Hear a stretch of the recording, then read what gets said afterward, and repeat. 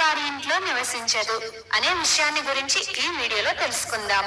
అంతకంటే ముందుగా ప్రతి ఒక్కరూ వీడియోని స్కిప్ చేయకుండా పూర్తిగా చూడండి. తెల్లవారుజామునే నిద్ర లేచి కాలకృత్యాలు తీర్చుకుని ఇంటిని శుభ్రం చేసుకుని సూర్యోదయానికి ముందు దీపారాధన చేసి అమ్మవారికి నైవేద్యాలు సమర్పించి లక్ష్మీదేవిని కొలిచినట్లయితే అలాంటి వారి ఇంట లక్ష్మీదేవి ఎప్పుడూ సంతోషంగా ఉంటుంది. ఇంటి ముందు ముగ్గు వేసిన వాకిలి గుండా లక్ష్మీదేవి ఇంట్లోకి ప్రవేశిస్తుంది. అందుకే తెల్లవారుజామునే వాకిలి ఊడ్చి నీళ్లు చల్లి ముగ్గులు వేసుకోవాలి. లక్ష్మీదేవి అమ్మవారికి శుచి శుభ్రత ఉన్న ఇల్లంటే చాలా ఇష్టం.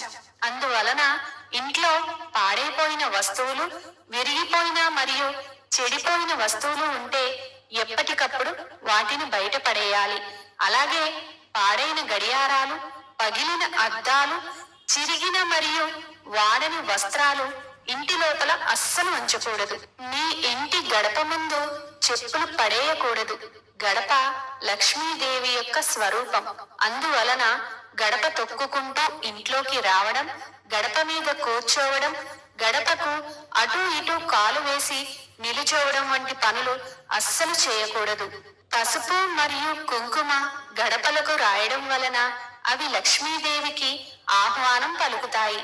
దాని కారణంగా ప్రతి శుక్రవారం నాడు గడపకు పసుపు మరియు కుంకుమతో అలంకరణ చేయాలి. మొదటి ద్వారం తలుపు పైన ఎర్రని కుంకుమతో స్వస్తిక్ గుర్తు వేస్తే మరీ మంచిది.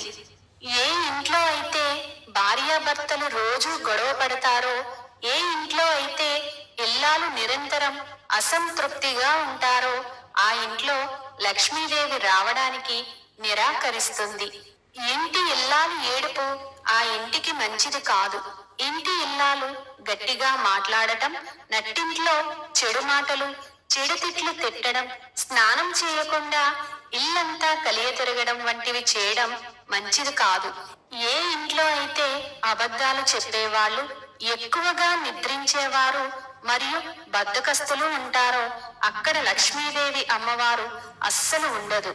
ఏ ఇంట్లో సంధ్యా సమయంలో దీపారాధన చేసి మరియు తల్లిదండ్రులను, గురువులను, పెద్దలను గౌరవ మర్యాదలతో కొలుస్తారో వారి ఇంట లక్ష్మీదేవి కొలువై ఉంటుంది. సత్యవాదులు మరియు మంచి ప్రవర్తన కలిగిన వారి పట్ల లక్ష్మీదేవి ప్రసన్నురాలై ఉంటుంది. బంగారం, వెండి, రత్నాలు, ముత్యాలులో లక్ష్మీదేవి అమ్మవారు ఎక్కువగా కొలువై ఉంటుంది.